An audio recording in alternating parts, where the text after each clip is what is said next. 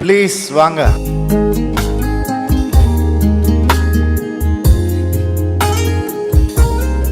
சாரை எவ்வளோ பிடிக்கும்? நீங்கள் சார் வராங்கன்னு சொன்னோன்னே சமைச்சு எடுத்துகிட்டு வரேன்னு சொன்னீங்க, எவ்வளோ பிடிக்கும்? இன்னைக்கு உங்களுக்காக ரொம்ப ஸ்பெஷலாக சமைச்சு கொண்டு வந்திருக்கேன். என் கையால் பரிமாறணும் அப்படிங்கிறது ரொம்ப ஆசை. ஸோ என்னது? பன்னீர் பிரியாணி.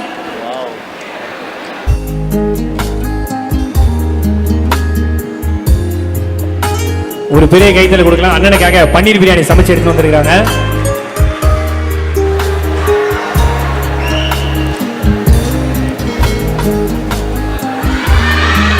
Super sir, super.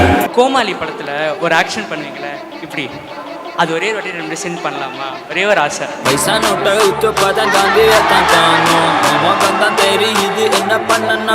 சூப்பர்ப்பா. நல்ல கேமரா ஆன் பண்ண மறந்துட்டப்பா. இல்ல சும்மா சார் ஆன் பண்ணப்பா. ஜெனரலா ஷோ முடிச்சுட்டு எங்கேயாவது போவோம். இன்னைக்கு போறோமா? அதான் நம்ம 3 பேரு. ரவி தான் பில் கட்டுறான். உங்க பிரியாணி சார்பாக கொஞ்சம் அவர்கிட்ட சொல்லிருங்க. அவங்க அப்பா பக்கத்துல இருக்காரு, அதனால வேண்டாம்னா இல்லைன்னா அவன் தான் நார்மலா ஸ்பெண்ட் பண்ணா. சார் நானே ஷாக்கர் வந்துருங்க. நார்மலா எனக்கு வந்து பர்ஸே இருக்கா எப்பவுமே. Like N Kalai my assistant sir, அவன் தான் எப்போ டே ஒரு 100 ரூபாய் கொடுறான், 50 ரூபான்னு. எப்போ பார்ட்டிக்கு போனா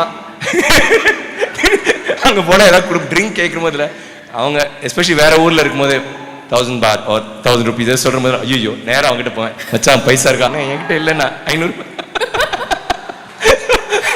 அவங்ககிட்ட அதே கதை தான். ஒவ்வொரு தடவையும் நீங்க எனக்கு அவார்ட் கொடுக்குற மாதிரி அந்த கொடுக்குற அந்த 1000 ரூபாய் இருக்கு. அந்த தருணத்துக்கான முழு விவரம் கொஞ்சம் சொன்னீங்கன்னா நல்லா இருக்கும். இல்லை, நாங்கள் எப்போயாவது இந்த மாதிரி ரேரை தான் மீட் பண்ணுறது. அந்த ரேர் மீட்டிங்கை கொஞ்சம் எக்ஸ்டெண்ட் பண்ணுவோம். இந்த மாதிரி திருப்பி எப்போ மீட் பண்ணுவோன்னு தெரியாது. அந்த மீட்டிங்கை எக்ஸ்டெண்ட் பண்ணும்போது டின்னர் போவோம், அவ்வளோதான். ஸோ அது வந்து அப்போது பிஎஸ்க்கு அப்புறம் நாங்கள் அடிக்கடி மீட் பண்ண ஆரம்பித்தோம். அடிக்கடி வெளியே போவோம்.